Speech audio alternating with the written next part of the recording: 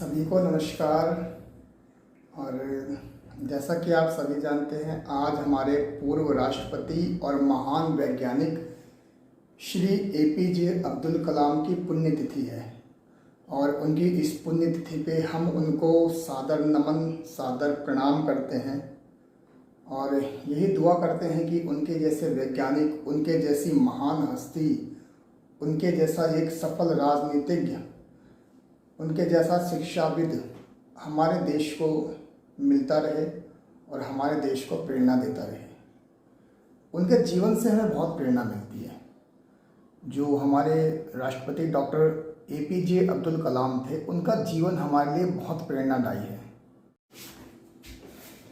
क्या आपको पता है उनके जीवन में कितनी विफलताएं आई, पर वो विफलताओं से घबराए नहीं। उन्होंने हमेशा अपनी विफलताओं से कुछ ना कुछ सीखा।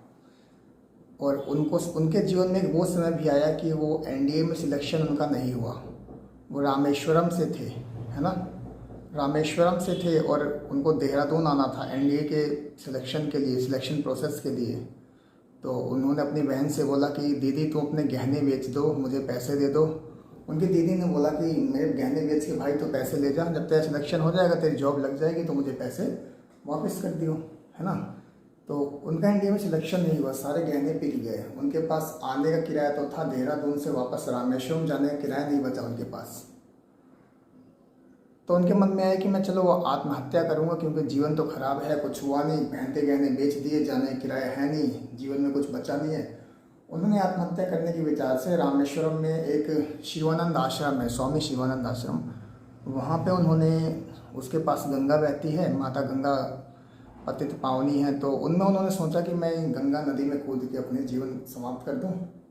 और उन्होंने ऐसा विचार लाके वहाँ से कुछ प्रोसेस शुरू किया। वहाँ पे वो ऊपर चढ़े तो स्वामी शिवानंद आ रहे थे अपना पूजा पाठ करके, वो वापस आए तो उन्होंने देखा कि बच्चा ऐसा कर रहा है। उन्होंने पूछा, हाँ बेटा क्या हुआ। तो स्वामी शिवानंद वैसे तो बहुत पहुँचे हुए संत थे, महाज्ञानी थे, पर उन्होंने पूछा बेटा हुआ क्या। तो एपीजे अब्दुल कलाम ने बताया कि ऐसी ऐसी बात है, मैं बहन से पैसे उधार लेके आया था, उसके गहने बिकवा दिए, मेरा सिलेक्शन हुआ नहीं, बहुत बार असफल हुआ हूँ जीवन में और लास्ट क्षण है, मुझे कुछ समझ नहीं आ रहा, मैं मरना चाहता हूँ। तो स्वामी शिवानंद ने बोला कि मरना तो कुछ सफल हल है नहीं कि समस्या का, मेरे साथ चलो आश्रम। वो उनको आश्रम लाए, उन्होंने उनको गीता सुनाई। उन्होंने उनको पढ़कर 2-4 घंटे रात भर गीता सुनाई और गीता की पुस्तक देते हुए कहा कि बेटा ये पुस्तक ले जाओ और इसको हमेशा अपने साथ रखना, इसमें सारी समस्याओं का हल है और मरना किसी का समाधान नहीं है, किसी समस्या का।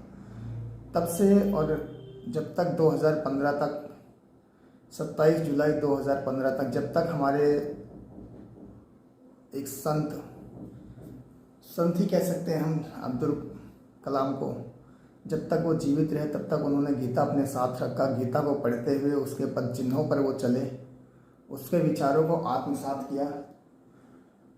तो जब शिवानंद ने उनको गीता दी, स्वामी शिवानंद ने तो बोला बेटा घर जाओ, क्या पता क्या लिखा है किस्मत में, बट आत्महत्या की समस्या।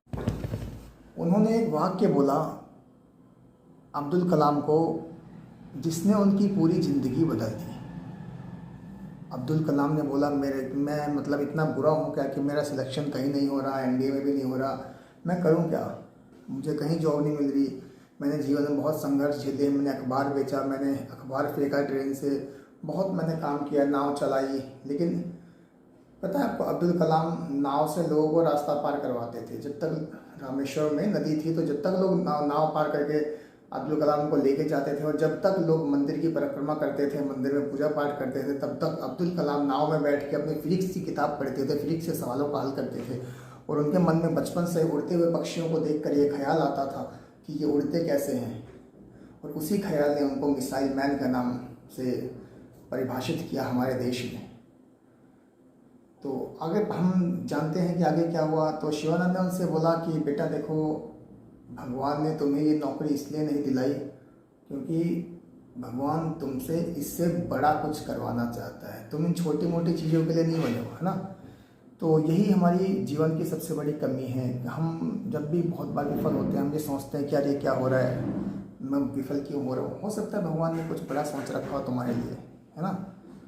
तो इसी के साथ हम आज अब्दुल कलाम जी की पुण्यतिथि पर उन्हें प्रणाम करते हैं, नमन करते हैं और ऊपर वाले से दुआ करते हैं कि वैसा व्यक्ति है ना, वैसी पर्सनैलिटी हमारे देश में देता रहे ऊपर वाला, प्रभु हमें देते रहें और हमारे देश को उनके जैसे व्यक्तियों का मार्गदर्शन मिलता रहे। इसी के साथ उन्हें दोबारा से नमन। जय हिंद, जय भारत।